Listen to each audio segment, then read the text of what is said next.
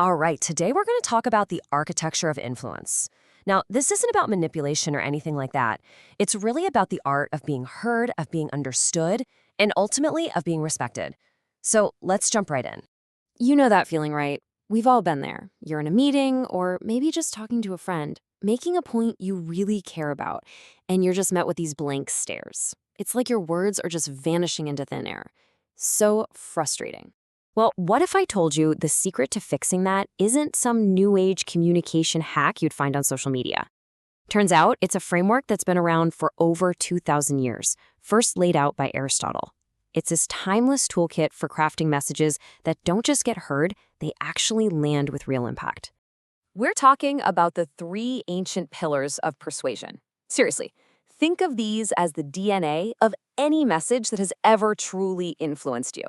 And once you see them, I promise, you are going to start noticing them absolutely everywhere. Okay, first up is ethos. This is all about character and credibility. Bottom line, if your audience doesn't trust you or see you as knowledgeable, their brain is just going to be looking for holes in your argument instead of actually listening to what you have to say. Ethos is the foundation. Without it, the whole thing just crumbles. Next, we have pathos. This is the emotional horsepower. Logic might get someone to nod their head, but emotion is what gets them to actually care. There's a great line that says we are feeling machines that think, and it's so true. Pathos is what bridges that gap between understanding an idea and feeling compelled to do something about it. And finally, our third key is logos. This is the invisible skeleton holding your message together, the facts, the data, the clear, rational argument.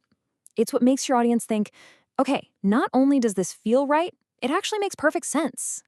So let's talk about ethos. How do you actually build that trust? How do you establish credibility without just sounding like you're bragging about yourself? Well, the trick is subtlety, and there's one tactic that works like an absolute charm.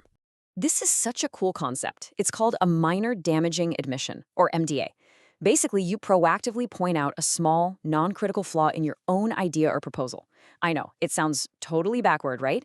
But what it does is it instantly signals to the other person that you're honest and self-aware, and that just sends your credibility through the roof.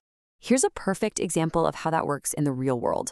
By saying up front, hey, this is going to take more time at the beginning, you're acknowledging the downside. You're disarming any objections before they can even make them. And because you were honest about the flaw, the benefit, reducing long-term risk, suddenly feels so much more believable. Okay, so we've built some trust with ethos. Now, how do we get people to care? This is where pathos comes in. But the key here is control. Going way over the top with drama can backfire and feel manipulative. Sometimes the most powerful emotional appeals are actually the most subtle. The tactic here has this fancy Greek name, Enargeia, but all it really means is painting a vivid picture with your words. Instead of just throwing out dry facts or numbers, you use details that tap into the senses, what you see, hear, or feel.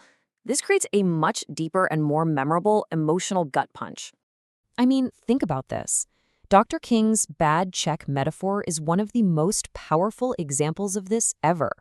He could have talked about abstract legal injustice, but instead, he made it feel concrete, personal, a bounced check.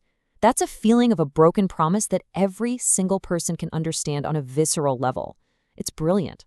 All right, so you've earned their trust, you've connected with their emotions, now you've got to bring it home with the logical structure. But just dumping a bunch of data on people can feel cold, a little robotic. The real goal is to humanize your logic so it connects with people, not alienates them. And your absolute best friend for doing this? Analogies. They're like these amazing cognitive shortcuts. They help people understand a brand new or really complex idea by connecting it to something they already know inside and out. It just gives their brain a familiar hook to hang all that new information on. This is such a great example. If you say complex software rollout, a lot of people's eyes are going to glaze over. It sounds technical and intimidating, but marathon training? We get that instantly. We know there's going to be a prep phase, a tough middle part, and a clear finish line. The analogy gives the whole process a logical shape without a single bit of jargon. Okay, this is really where it all comes together. Because mastering this stuff isn't just about knowing what the tools are. It's about knowing which tool to pull out of the toolkit and when. It's about learning to read the room or the person and adapting your approach. Take a look at this table. It uses a popular personality framework called the DISC model. And you can see right away how different people are just wired differently.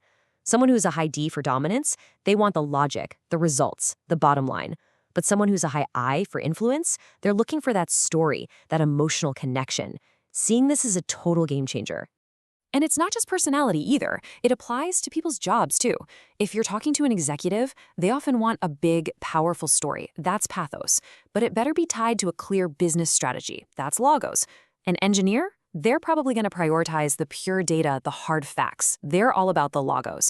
And a creative person is more likely to respond to that vivid, evocative language of pathos. Same message, but you need completely different paths to get there. So you might be thinking, is there a universal order to all this, a natural flow that works best? And yeah, there pretty much is. You generally want to lead with ethos, establish who you are and why they should listen. Then you move to pathos, to connect with them on why this whole thing even matters to them. And you finish with logos, laying out the clear, logical next steps. Ethos, pathos, logos. It's a simple rhythm, but it's incredibly powerful. At the end of the day, this ancient toolkit is just as powerful now as it was thousands of years ago.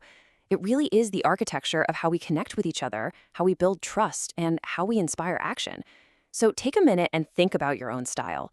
Which of these three tools, ethos, pathos, or logos, do you naturally lean on? And maybe more importantly, which one are you going to sharpen first?